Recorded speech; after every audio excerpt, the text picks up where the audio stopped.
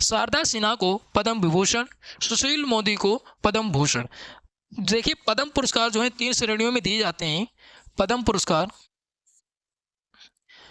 पुरस्कार जो है इसकी घोषणा होती है 25 जनवरी को। 25 जनवरी को जो हमारी प्रेसिडेंट हैं श्रीमती द्रौपदी मुर्मू, उन्होंने की है 25 जनवरी को शाम को घोषणा करती हैं। अब यहाँ पे 3 श्रेणियों में दिए जाते हैं, एक तो पद्म विभूषण से और एक पद्म भूषण और पद्म श्री। तो ये जो है 3 श्रेणियों में दिए जाते हैं। इसकी श्रेणी जब बनाई गई तो ये 1955 में बनाई गई, याद रखिएगा। वैसे शुरुआत 1954 में होती है, याद रखिएगा। इसकी श्रेणियों में बांट दिया गया इसको। वैसे पद्म अलंकार बोले जाते हैं और तीनों जो है पद्म पुरस्कार जो हैं ये तीनों आते हैं उसी के अंदर, याद रखिएगा। आगे बात करते हैं तो यहाँ पे महत्वपूर्ण ये बन जाता है कि कितनी पुरस्कार दिए जाएंगे पद्म पुरस्कार, तो 139 मतलब 139 जो है पद्म पुरस्कार दिए जाएंगे। अब यहाँ पे देख लेते हैं किनको किनको दिया जाएगा। तो यहाँ पे बात करते हैं लोक गायिका रही शारदा सिन्हा को जो है पद्म विभूषण से। अब यहाँ पे पूछ लिया जाए शारदा सिन्हा को जो है कौन सा पुरस्कार दिया गया, पद्म विभूषण दिया गया। और अगर बात करते हैं वहीं बिहार के पूर्व उप मुख्यमंत्री सुशील कुमार मोदी, तो इनको जो है पद्म भूषण दिया जाएगा। अब यहाँ पे महत्वपूर्ण बन जाता है, आपने अगर 2024 वाली वीडियो देखी होगी तो जो बिहार के मुख्यमंत्री रहे थे कौन, तो कर्पूरी ठाकुर, उनको जो है भारत रत्न से सम्मानित किया गया था। अब आप रिलेट करके याद कर लीजिएगा, उप मुख्यमंत्री को पद्म भूषण दिया गया, ये भी याद रखिएगा। आगे बात करते हैं महाराष्ट्र के पूर्व मुख्यमंत्री मनोहर जोशी को भी पद्म भूषण से सम्मानित किया जाएगा, याद रखिएगा। शिवसेना के नेता थे, याद रखिए ये क्या थे, तो शिवसेना के नेता थे कौन, तो मनोहर जोशी। यहाँ पे पार्टी भी पूछी जा सकती है। और इनको जो है 3 सम्मान जो है मरणोपरांत दिए जा रहे हैं। इसमें से 3 सम्मान जो है मरणोपरांत दिए जा रहे हैं। आगे बात करते हैं सुजुकी के पूर्व प्रमुख ओसामू सुजुकी को जो है मरणोपरांत पद्म भूषण से देकर जो है जताया गया। आगे बात करते हैं उन्होंने मारुति के जरिए जो है आम लोगों को बड़ी सहायता दी है, इसलिए इनको जो पुरस्कार दिया जाएगा। उसके बाद करें साध्वी रंतवरा को पद्म भूषण दिया जाएगा। CJI जगदीश सिंह खैर को जो है पद्म भूषण दिया जाएगा, याद रखिए। इतने पुरस्कार दिए जाएंगे, इनके नाम अलग अलग, कौन सा पुरस्कार दिया जाएगा। पहले तो यही पूछ लिया जाएगा ये पुरस्कार जो है कितने पुरस्कार की घोषणा की है, किसने घोषणा की है, ये पॉइंट पूछा जा सकता है। और इसके अलावा अगर 7 पेज पे देखते हैं किसको किसको और दिया जाएगा, तो यहाँ पे 7 पेज पे बताया गया है, तो 7 पेज पे देख लेते हैं। 7 पेज पे तो यहाँ पे 7 पेज कहाँ पे आया है, ये 7 पेज है यहाँ पे। तो यहाँ पे 7 पेज पे ये बताया गया है। तो यहाँ पे जो है ये वाला पॉइंट महत्वपूर्ण बन जाता है। यहाँ पे दिया है 30 गुमनाम नायकों को मिला पद्मश्री। तो पद्मश्री किसको मिला है, तो आइए जानते हैं। तो यहाँ पे बताया गया है जो है मानवता कल्याण के लिए इन्होंने कार्य किया है, क्या नाम दिया है, तो इनको जो है गोवा की जो है 100 वर्षीय स्वतंत्रता सेनानी लीबिया लोबो सरदेसाई, इनको पद्म पुरस्कार जो दिया जाएगा। इन्होंने क्या किया है, तो इन्होंने जो है वॉइस ऑफ फ्रीडम की स्थापना की है, याद रखिए, इसलिए महत्वपूर्ण बन जाता है 1955 में। अब इनको जो है महिलाओं को ढाक वादन में प्रसिद्ध करने वाले गोकुल चंद दास को भी जो है पद्मश्री से सम्मानित किया जाएगा।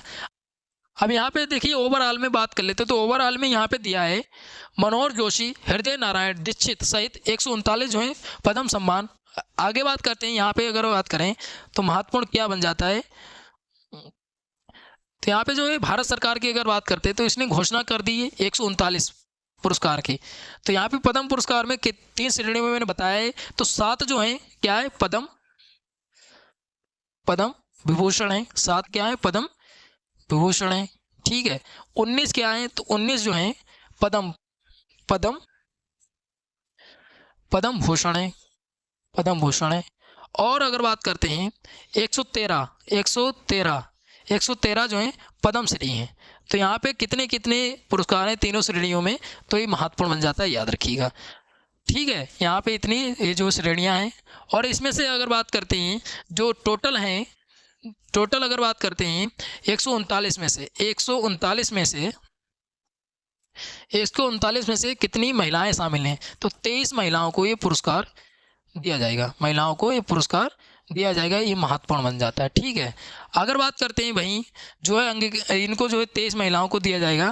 फिर उसके बाद करते हैं बात कि जो 139 में से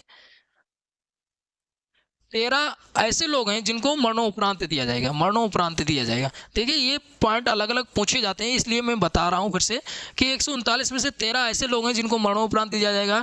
23 महिलाएं, कितनी महिलाएं? 23 याद रखिएगा। 7 जो है पद्म भूषण है, 19 जो है पद्म भूषण है और 113 जो है क्या है? पद्म श्री हैं। तो इस तरीके से आप याद करिएगा और इसमें अलग अलग नाम पूछे जा सकते हैं। नाम नहीं तो ये जो है वन लाइनर में ऐसे पूछा जाए कौन कौन सी चीज़ें कहाँ पे हैं। तो यहाँ पे एक नाम और महत्वपूर्ण बन जाता है, फिल्म निर्माता है शेखर कपूर। तो शेखर कपूर को जो है ये पुरस्कार पद्म भूषण से सम्मानित किया जाएगा, शेखर कपूर को पद्म भूषण से सम्मानित किया जाएगा। और आगे बात करते हैं, इसके बाद क्रिकेटर रहे संन्यास लेने वाले आर अश्विनी, बॉलीवुड नायक अरिजीत सिंह और भारत के पूर्व कुश्ती कोच सतपाल सिंह पद्म श्री से नवाजा जाएगा इनको। अर्थशास्त्री विवेक देवराय मरणोपरांत पद्म भूषण से सम्मानित किया जाएगा। फिर बात करते हैं शारदा सिन्हा की, तो शारदा सिन्हा सुशील कुमार को पद्म पुरस्कार से सम्मानित किया जाएगा। साध्वी ऋतुभरा को पद्म भूषण से सम्मानित किया जाएगा। अयोध्या में राम मंदिर के शिल्पकार चंद्रकांत सोमपुरा, तो इनको जो है किसे? तो पद्म श्री से सम्मानित किया जाएगा। आगे बात करें उत्तर प्रदेश के पूर्व विधानसभा अध्यक्ष हृदय नारायण दीक्षित को जो है पद्म श्री से सम्मानित किया जाएगा। हरविंदर सिंह 33 वर्ष के हैं और ये क्या है? तो ये जो है कैथल का एकलव्य भारतीय दिव्यांग तीरंदाज हैं, याद रखिएगा। इनका खेल पूछा जा सकता है तो तीरंदाज हैं, याद रखिएगा। 2024 में इन्होंने जो है स्वर्ण पदक जीता है तीरंदाजी में, इसलिए महत्वपूर्ण बन जाता है। आगे बात करते हैं डॉक्टर नीरजा भटला, तो ये 65 वर्ष की हैं। आगे बात करते हैं दिल्ली की स्त्री रोग विशेषज्ञ हैं, इसलिए इनको जो है पुरस्कार दिया जाएगा, याद रखिएगा।